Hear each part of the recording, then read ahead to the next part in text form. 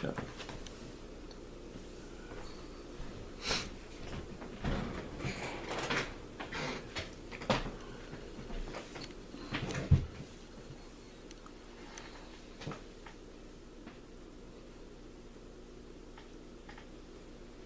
Hi, I'm going to show you how we make our brushes. We've had several people ask how our dubbing machine brush works, or brush maker works, and so I thought I would show you all how. I have my spool of wire on a bodkin, and I've added some weight to it just to make it a little easier to handle, and also when I'm working with it and laying it on the table, it stays put. Okay, so I'm going to get some wire out, and on the left side of our dubbing brush machine, there's a hook where I wrap my wire around, and then I turn my wheel to tighten it up so it's good and tight. And then I'm going to lower my table a little bit, and I'm going to put some dubbing wax on the wire, which is going to be the bottom of my brush, and that helps it so it doesn't slip off, because it needs to be held in place while I'm twisting it, because it's going to be sandwiched in between two pieces of wire. Okay, now on the right side there is a nut where I can wrap the wire around and then tighten it down, and now I can just lay my wire down and it's out of my way while I make my brush. First off, I'm going to make a rub-a-dub brush out of our rub-a-dub dubbing. It's got some fairly long, not real long, but nicer, longer wigglies if you want longer wigglies in your brush. Our GX, Extreme, and Triple Threat dubbings all have a little bit shorter and smaller wigglies. Now, I start on one side and just work my way through on the table. Try to put the material right over the wire. There's a little indentation in the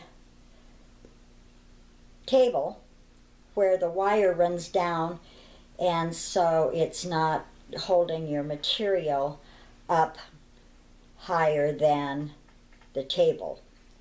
Now I can bring it right over the wire there. Okay, now that's all of the rub-a-dub I'm going to put on. I'm going to kind of make 3 brushes out of one just to show you how I do the different types of brushes. So I'm going to get rid of my rub-a-dub. And the next brush I'm going to make is a gator hair brush. We have gator hair on DougSwisher.com.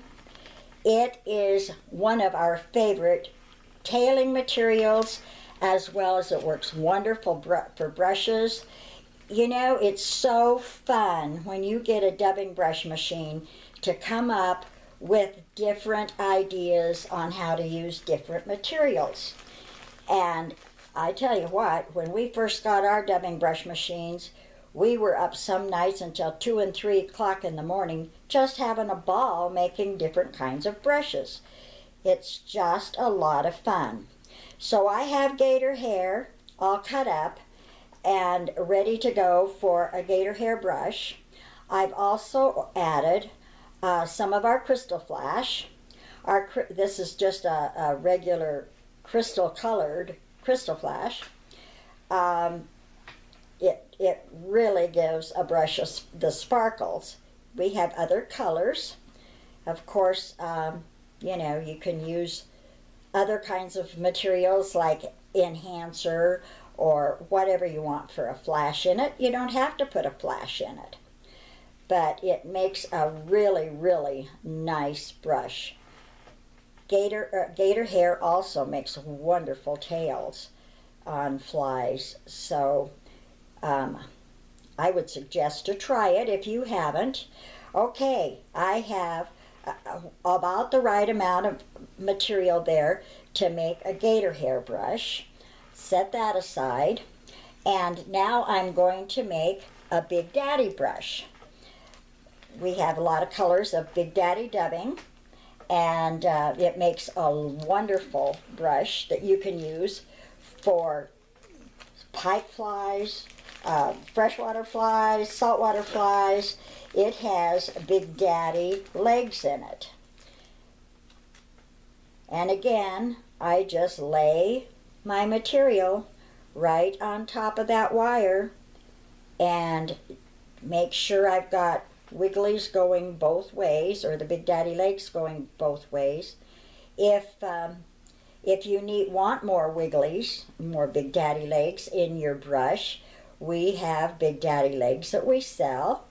And also, if you don't have any Big Daddy legs, you can pull some out of the dubbing and just add it, and then get you some Big Daddy legs and replace it. This is, I pulled so many out of this little bit of dubbing here that I don't have much for legs in this, but you'll be able to see it. Anyway, so that's about the right amount of material for a Big Daddy brush. Now, again, if you want, you can add enhancer, crystal flash, whatever you want to make that Big Daddy brush exactly what you want. I'm ready to sandwich down my dubbing brush, so I'm going to get out the wire about the length of over to my hook where I'm going to tighten it up. But first, I like to put some glue on. Now, instead of glue, I like to use clear fingernail polish. But there's lots of different kinds of glues you can use. You can use glue sticks, or, there's a jillion different kinds of glue. You can try whatever you like, but I do like clear nail polish. Very carefully put it down on my material, hook it over the hook, and again turn my wheel to tighten the wire down, twist it up good before I cut it off.